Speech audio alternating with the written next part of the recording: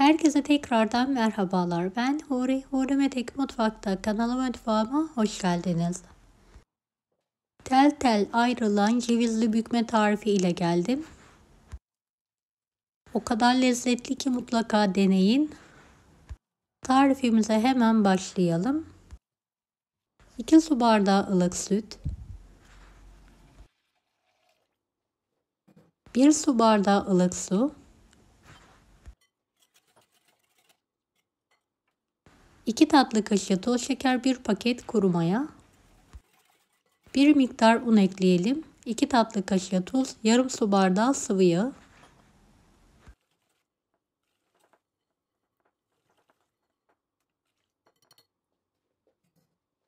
Toplamda 7,5 su bardağı un kullandım. Azar azar ekleyerek yumuşak bir hamur hazırlayalım.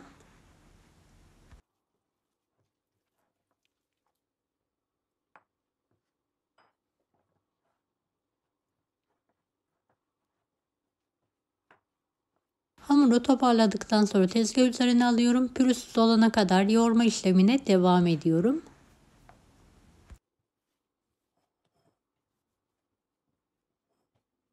Evet, yoğurduğumuz kaba tekrardan alalım ve mayalanmaya bırakalım.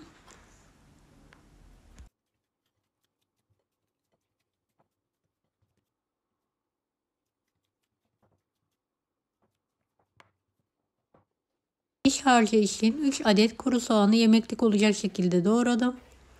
Bol sıvı yağ ile kavuralım. Arası için 125 gram tereyağını da eritmeye bırakalım. Kavrulan kuru soğanların içine yarım kase iri kırım ceviz ekleyelim ve kavurma işlemine devam edelim.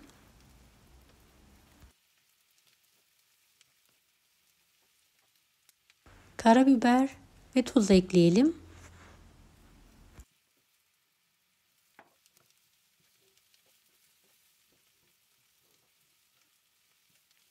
Karıştırdıktan sonra altını kapatarak soğumaya bırakalım.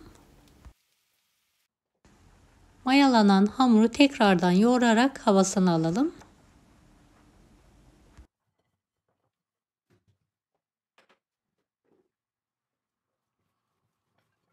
Altı eşit beze olacak şekilde keserek yuvarlayalım.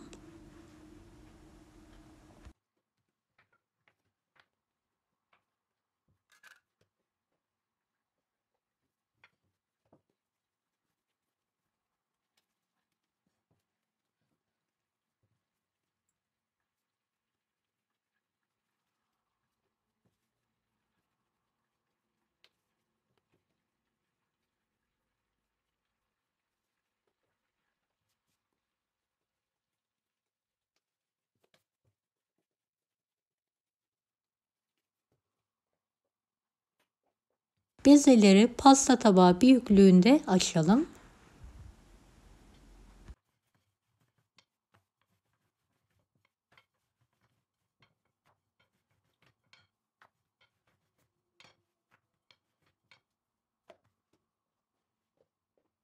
Ve tüm bezeleri açtım. Erittiğim tereyağından her birine sürüyorum.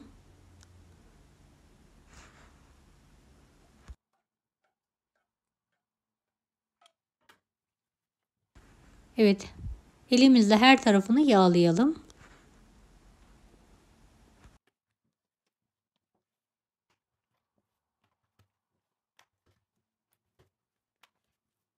Ters çevirerek diğer tarafı da yağlayalım.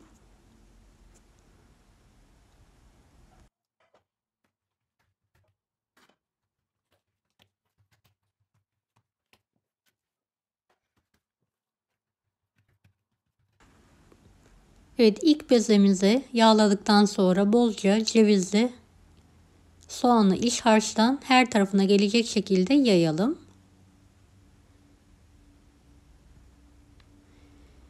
İkinci bezeyi de sündürerek üzerine alalım.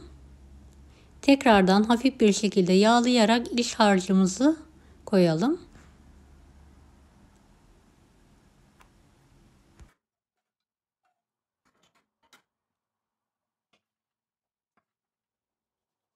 Videomu izlerken buraya kadar geldiyseniz yorum kısmına herhangi bir emoji bırakırsanız bana destek olmak için sevinirim.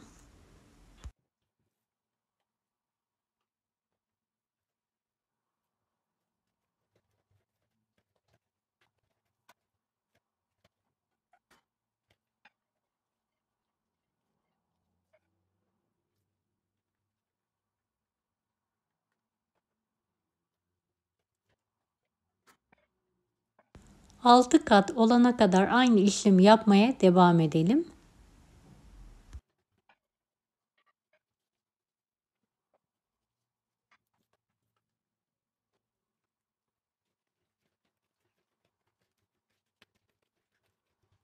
En son kata geldikten sonra elimizle bastırarak sündürelim. Büyütebildiğimiz kadar büyütelim. Kalan iç harcını da dökerek yayalım.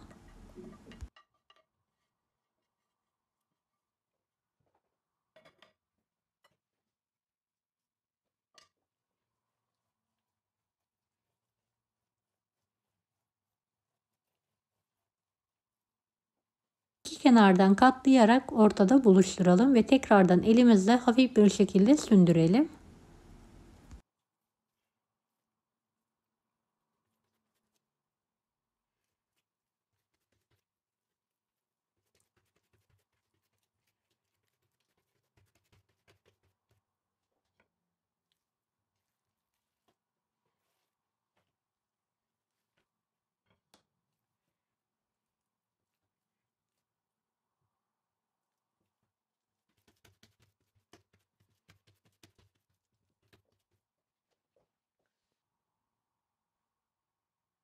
İki parmak genişliğinde hamuru keselim.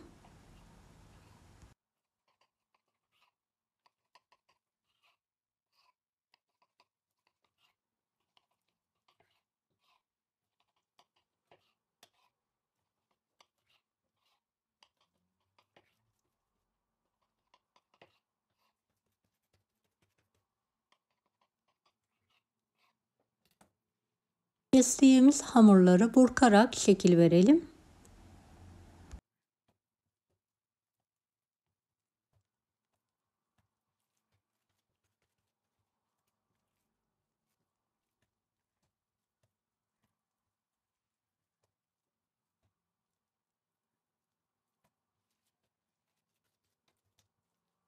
Evet, aynı şekilde hazırlamaya devam edelim.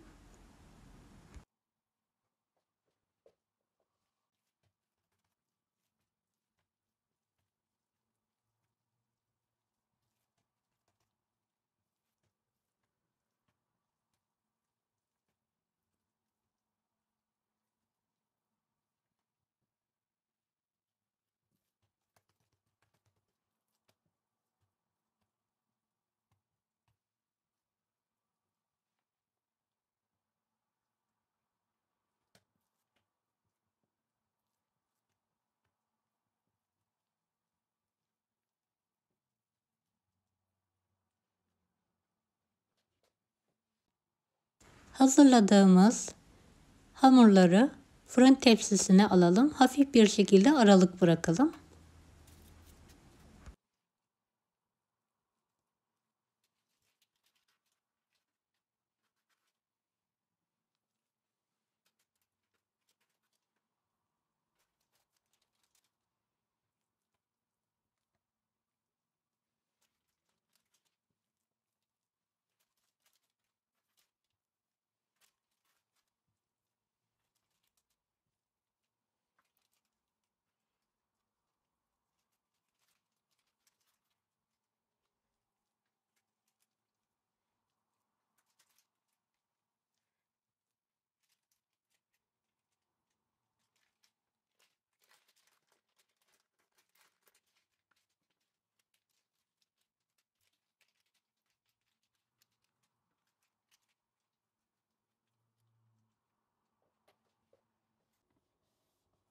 Evet, gördüğünüz gibi böreğimiz hazır. Üzerine kalan yağı fırça yardımıyla sürelim.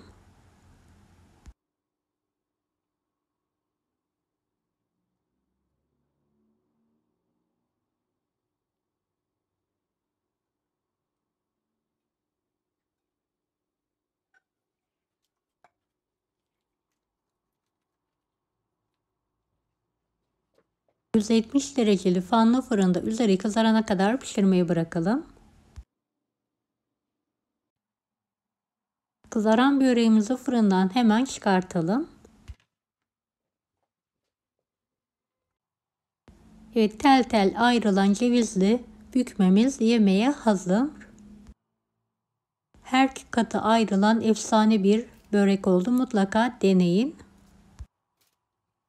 Deneyecek olanlara şimdiden kolaylıklar dilerim. Kanalıma ücretsiz abone olmayı unutmayın. Bir dahaki videolarda görüşmek üzere. Allah'a emanet olun. Hoşça kalın.